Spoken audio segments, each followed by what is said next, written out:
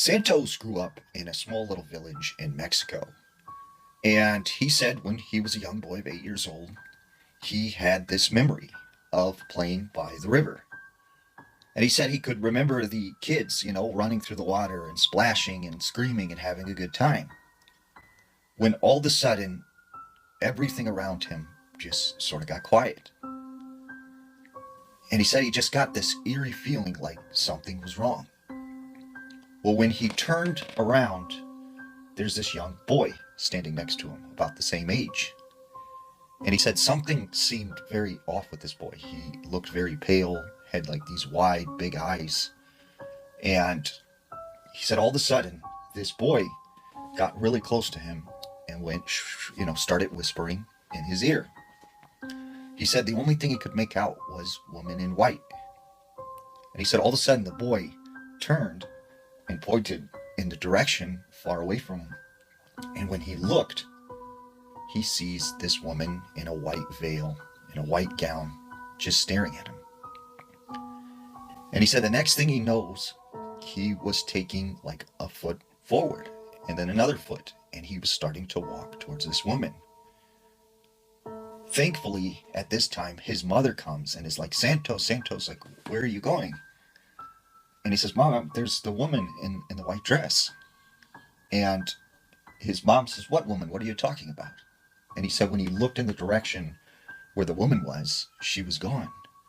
But there was this owl that was like right in the area, and it took off flying. So he said his mother, when she seen this owl, she panicked and she grabbed Santos and was like, come on, we're going home. So she brought him inside, and he said from there his mom was like very on edge. She was lighting candles, she was saying prayers, she was putting rosaries around the house. And he said whatever this was, it had bothered her. And said later that night, he goes to bed and he wakes up in the middle of the night to a figure standing in the doorway. He rubs his eyes and he looks closely. It's his mother. And his mom goes, Santos, go to the river and fetch some water for us. And he goes, but Mama, why would you want me to go like this late at night? And she goes, don't give me tongue, just get your shoes on and go now. And he goes, but no, Mama, I don't want to. Like, it's too late at night. Like, I don't want to go out in the dark. And he said his mother came over, grabbed him by the arm, and started pulling him out of the room. Well, his brother, who's sleeping across from him, hears the commotion and he wakes up. Except when he looks over, he doesn't see his mother. He sees the true form of this thing. And he starts screaming. Well, his real mother then comes in the room and is like, what's going on? What's going on? And he's like, you were just in the room, Mama. What happened? And the brother's like, it was some creepy lady in the room, and he's like panicking and crying. And he said all three of them then looked down on the ground, and there was this mouse that sort of ran off into a hole in the wall. Well, he said that scared his mom, so she took them and put him in the bedroom, and they all slept in the same room that night. Well, the next day, he overhears his mom talking to the uncle, telling them that they were visited last night by La Lorna. The creepiest of all the Appalachian legends that I have heard is by far the legend of the Stick Man, or Stick Indians as they're often referred to. And I think this is because we don't really know a lot about them. You see, Native Americans have experienced them for hundreds of years, but they do not speak about them. They do not like to talk about them at all. Now, from what we have gathered about Stick people is that they are essentially protectors of the forest. And they are seen sometimes as tall and skinny, dark entities. They are seen as short, little beings. Some people have described it as almost Bigfoot-like. But one thing is for certain, they can shapeshift. They do tend to lure people into the woods by singing, by talking to people. And the crazy thing is that they have an appetite for human flesh. And the Native Americans would often describe them as taking young children and women from their villages. But I've heard about two stories pertaining to Stick Indians or Stickmen. This first story comes out of North Carolina. There was this hunter who said he was hunting in this particular area of forest. And he said that he was tracking what he thought was a very large buck.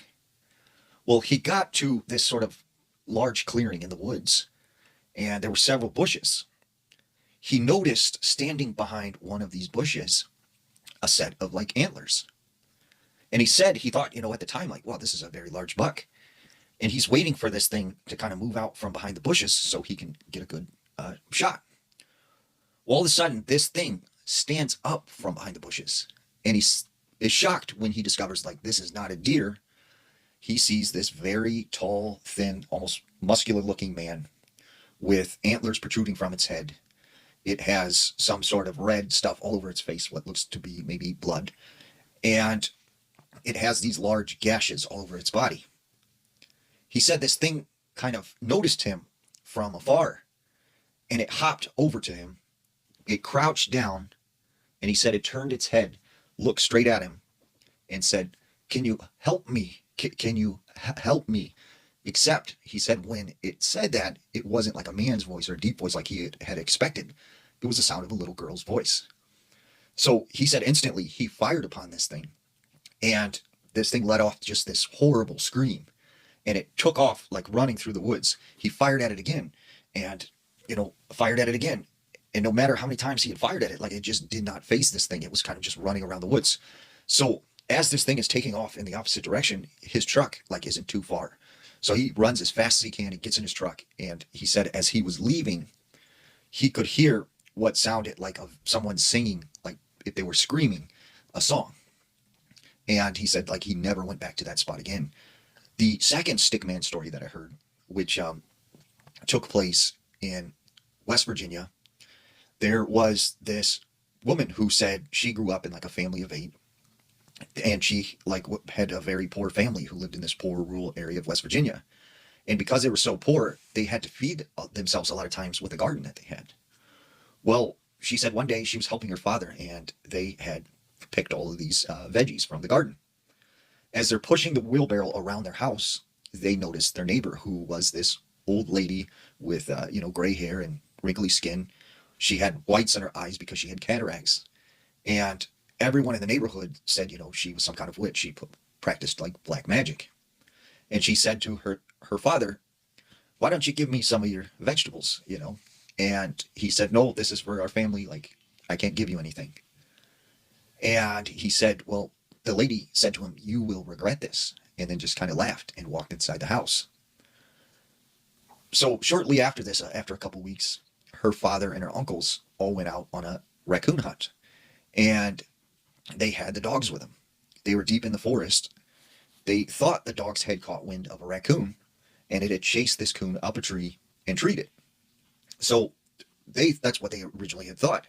But when they get to where the dogs are barking and going crazy, they see this very tall, dark, shadowy creature slip its way down this tree, grab one of the dogs. The dog yelps, and it ripped the dog into 2. And he said they all started firing upon this thing, and the bullets would just go right through it. This thing looked at them, turned, and then took off into the woods. And so they hightailed it out of there. But they knew like the next day they would have to go back. And they wanted to get the remains of the dog, which was the uncle's dog or whatever. So the next day they went back with like 8 men. And when they went to the spot where the dog had been torn apart, they said all that remained was its skull. Like, it had eaten all of the flesh off the dog. And they never spoke of it again after that. And she had asked her dad several times about what they, to speak about it more and tell him more what happened. But he would never speak about it because he was so terrified that it would come